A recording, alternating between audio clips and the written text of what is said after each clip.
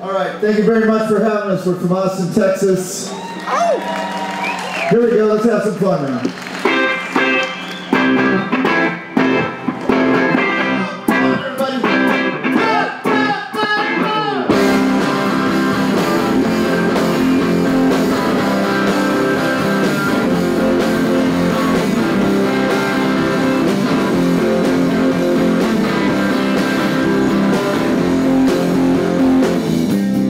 Was it always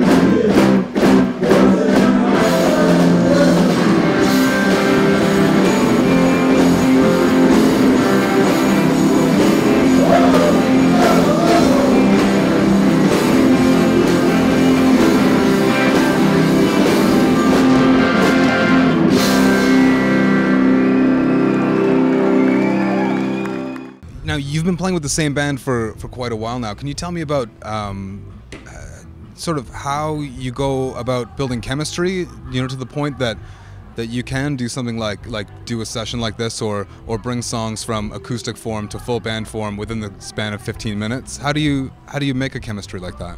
I don't know if you can build chemistry, you know. Okay. I think it just happens, you know, and when you're lucky, you find 4 people whose ears are wide open, you know, and you find like musicians who listen, you know. It's all about listening, you know. And, you know, you can play the most basic thing. You know, we've always had this funny motto about the wrong note in the right place, you know. And, you know, like the space between the notes is as important as the notes itself. So it's just about listening, really, you know. And if you find people that do that, you know, you can make great music, you know. If you find, you know, a lot of times you get a situation where no one's listening, the guy's just soloing over your lyrics or, you know, the whole other thing. I mean, it doesn't make sense, you know. So I don't know about chemistry. You know, we play a lot. We love to play. We're a live band. We've always wanted to play live. I love playing live. So all these chances that we take, we've been doing it for a long time now. You know? Gotcha. Do you know what I mean? Like my orchestra, I had a 15-piece band in Austin, and it began as an improvisational thing. You know, we'd never rehearse. We just show up and play. You know, same thing that like happened this afternoon. You know. You talked about all the different styles that you've played in over the years. I mean, you went like from punk to rockabilly to now rock, and also like some Nicaraguan stuff and everything like that. What do you think it is that draws you through different and towards different things, and then other people stay you know, not locked into something, but they're on a certain path for their whole career? I don't know. You know, I just have always had such a broad record collection, you know, and I've been a record collector since I was like 5 years old, you know. So, you know, I grew up in a family, like I was telling you, that was very musical. 12 kids, 8 of us became professional musicians, you know. But my older brothers were salsa musicians, they're percussionists. And then beginning with me and my brother Javier, who was in the Zeros, and my brother Mario, who's in the Dragons, we're all kind of glitter rock guys. We come out of rock and roll, you know. So the combination has always been interesting. You know, my father's music was playing, which was kind of cowboy music and rancheras and trio music, this real pretty bolero music, you know.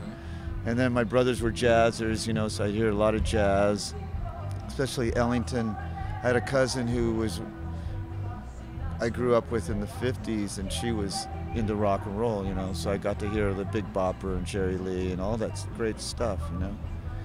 And then my mother loved big band swing, so we had all of that going on at the same time. You know, like when the Beatles were on Ed Sullivan, we watched it as a family, you know, because it was important to us musically and culturally also. I mean, your last show here was at the Starlight Room. It was, you know, it was totally your thing. Yeah. Here's a different vibe, and you're working with other musicians in sessions and stuff like that, and it's a whole different thing. And there's this whole backstage and everything like that. Can you tell me a bit about your own experience playing these different kind of shows, and the differences and maybe the advantages of the two different kinds? They're completely different worlds. Gotcha. You know, I mean, I began playing in punk rock clubs, you know, which are some of them pretty frightening places, you know. And then to be able to play places like this, I mean, obviously very beautiful, you know, the setting's gorgeous, the hospitality's amazing. You know, I've always told everyone since I played Edmonton, you know, Folk Fest, that it's my favorite festival, you know, and I like the intimacy of small venues. But like today, just making music with different musicians and meeting all these different people, you know, and getting to hear so much beautiful music, it's a day well spent as far as I'm concerned. Yeah. Awesome. Yeah. Well, thanks so much for doing this for us today. You, man. I appreciate it. Yeah, we really appreciate it too.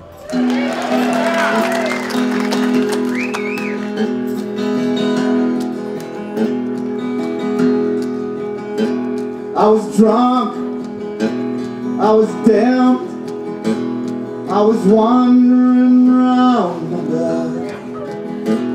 I was drunk, I was damned, I was wandering around my bed. I called out your name.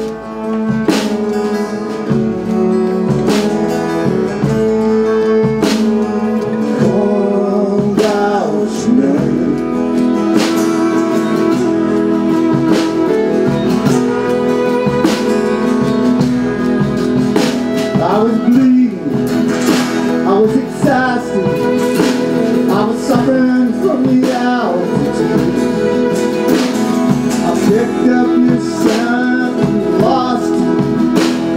sucker